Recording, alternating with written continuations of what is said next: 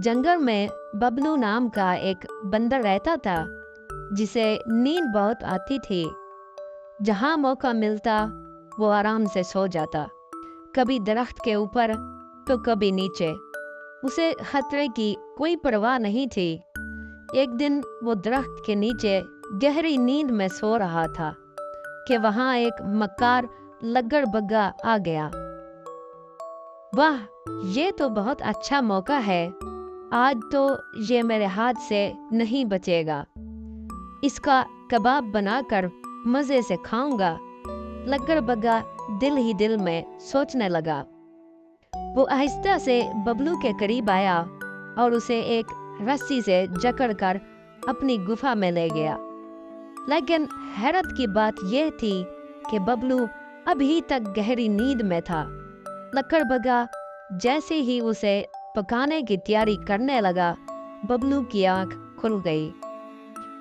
आज तो नींद बहुत मजे की आई, मगर ये मैं कहाँ आ गया और मेरे हाथ पैर बंधे क्यों हैं? कोई है, मुझे छोड़ो, बबलू चिल्लाने लगा। ये सुनकर लग्गड़बग्गा हंसता हुआ उसके सामने आया। आज तू कहीं नहीं भाग सकता, मैं तुझे तेल में फ्राई करके मजे से खाऊंगा।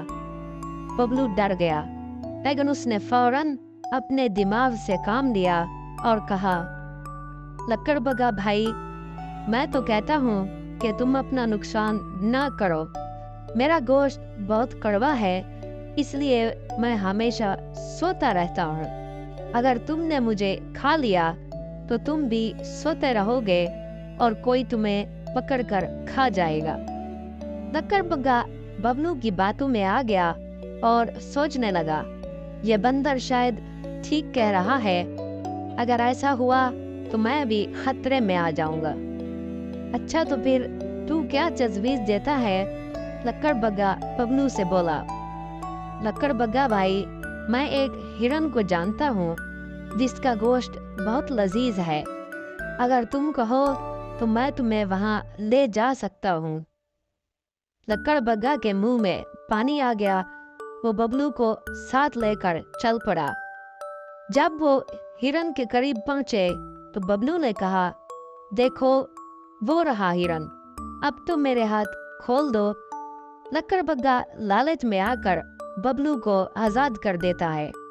जैसे ही वो हिरन पर हमला करने लगता है, बबलू फौरन दरख्त पर चढ़कर जोर जोर से चिल्लाने लगता है, हिरन भाग जाओ, लग्गड़बग्गा तुम्हें खाने आ रहा है।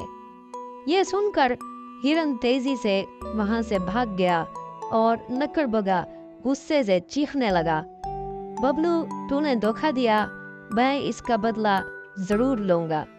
बबलू हंसते हुए बोला, जा भाई, अब अपना नाश्ता ढूंढ, मुझे फ्राई करने चला था, अब करके दिखा।